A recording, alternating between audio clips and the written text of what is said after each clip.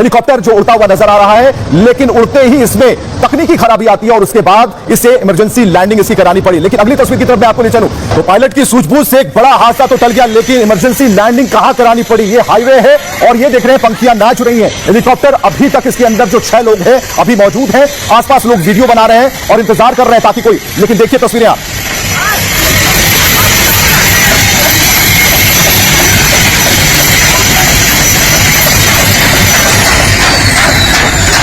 और इसके बाद क्या होता है? इसके बाद जो पंखियां घूम रही थी, पीछे खड़ी कार डैमेज हो जाती है। आगे एक जो मकान है ये आप देख पा रहे हैं, गाड़ी डैमेज पूरी तरीके से होती है, पंखियां टूटी हुई है हेलीकॉप्टर के। और यहां पर आप देखेंगे घर का जो छज्जा है वो भी टूट चुका होता है, यानी कि पूरी तरीके से हेलीकॉप्टर का टेल डैमेज होता है। और जो 6 यात्री इसके अंदर सफर कर रहे थे, किसी तरीके से उन्होंने जान बचाई। लोग मदद के लिए दौड़े और नीचे झुककर किसी तरह रेंगते हुए उन्होंने अपनी जान बचाई है।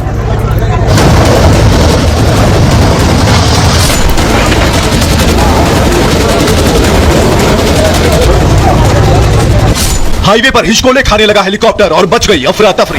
बड़े हादसे की आहट से इलाके में दहशत मच गई, क्योंकि सड़क पर हेलीकॉप्टर के पंखे तेजी से घूम रहे थे। हेलीकॉप्टर के पंखे से एक कार चकनाचूर हो गई थी और एक घर की छत तक उड़ गई। बेकाबू हेलीकॉप्टर देख पहले तो लोग जान बचाने के लिए भागे, फिर कुछ लोगों ने हिम्मत की और हेलीकॉप्टर में सवार लोगों को बचाने के लिए दौड़े।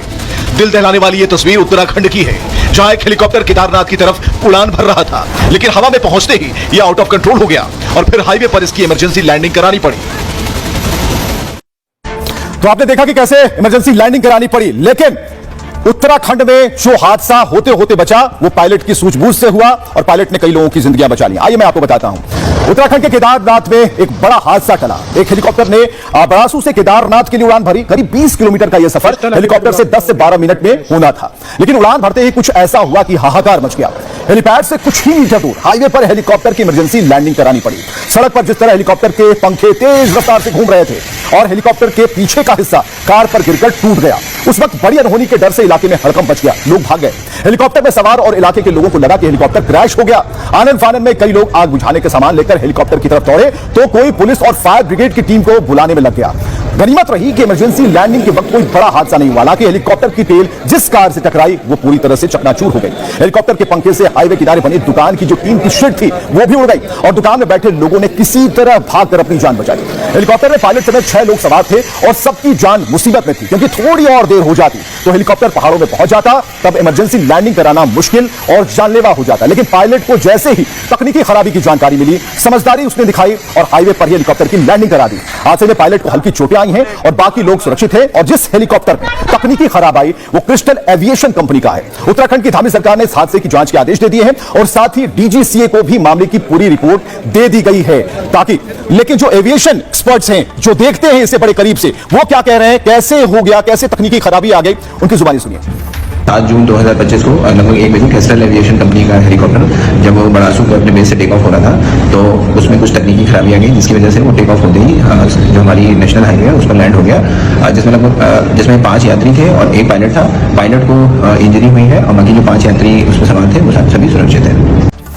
तो बाबा केदारनाथ की कृपा थी, लोग बाबा केदारनाथ के जयकारे लगा रहे हैं, बाबा केदार की जयकारे लगा रहे हैं। लेकिन आप केदारनाथ के जब दर्शन करने के लिए वहां जाएंगे, भव्य अद्भुत तस्वीरें आपको यहां नजर आएंगी और ये दिव्य नजारा जो है इसी को देखने के लिए, बाबा के दर्शन करने को लेकर लोग जाते हैं। अगली तस्वीर मैं आपको दिखा रहा हूं। अगली तस्वीर आप देखिए, इससे पहले भी कई घटनाएं हो चुकी है। 8 बार चक्कर खाकर किस तरीके से लोगों की जान बची और ये लैंड किया इस हेलीकॉप्टर ने, ये इससे पहले भी कई घटनाओं के सबूत हैं।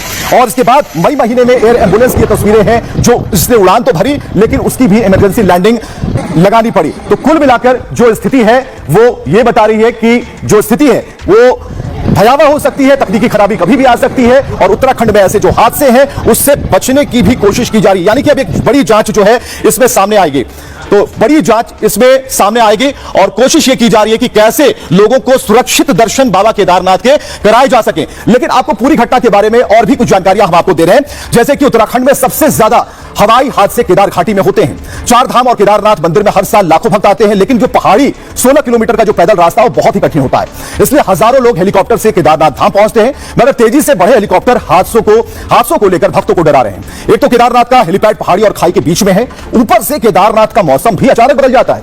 कई बार 5 से 10 मिनट में मौसम अपना रुख बदल लेता है और ऐसे में हेलीकॉप्टर उतारना उड़ाना काफी चुनौतियों से भरा होता है। श्रद्धालुओं और हेलीकॉप्टर के बढ़ते फेरे भी ये परेशानी का सबब है।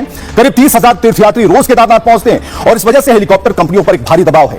हर 5 मिनट की करीब यहां हेलीकॉप्टर सर्विस चल रही है।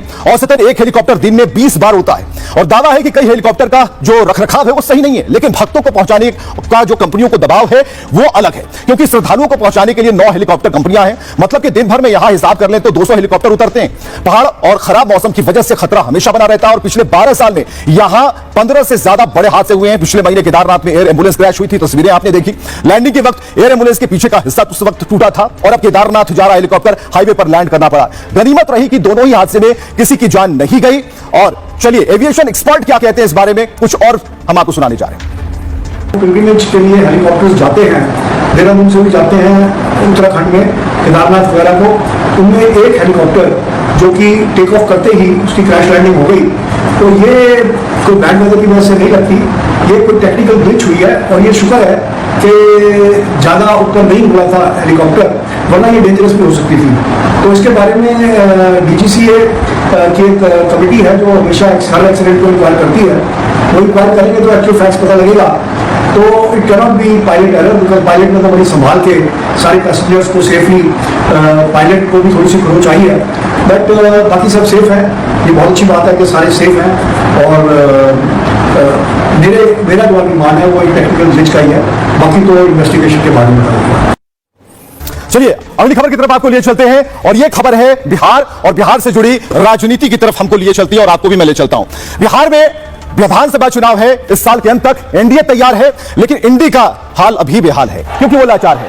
जो प्रधानमंत्री नरेंद्र मोदी और नीतीश कुमार की जो बॉन्डिंग है, सरकार डबल इंजन की चल रही है और बड़े भाई की भूमिका में नीतीश कुमार होंगे, यह खबर भी अब सामने आ गई। अगली तस्वीर में आपको दिखा रहा हूं, तस्वीरें मैं आपको दिखा रहा हूं, ये वो चेहरे हैं एनडीए खेमे के जो बड़े चेहरे हैं और इनमें सीटों का बंटवारा तय हो गया है। 1-2 सीटों का फर्क इधर से उधर हो सकता है, लेकिन जो खबरें हैं उसके मुताबिक सब कुछ तय हो गया, यानी कि एनडीए इंटैक्ट है और एनडीए ने अपना कोड़ा पूरा कर लिया, यानी कि अपना टास्क इलेक्शन वाला पूरा कर लिया। तो मैं आपको बता रहा हूं कि किस तरीके से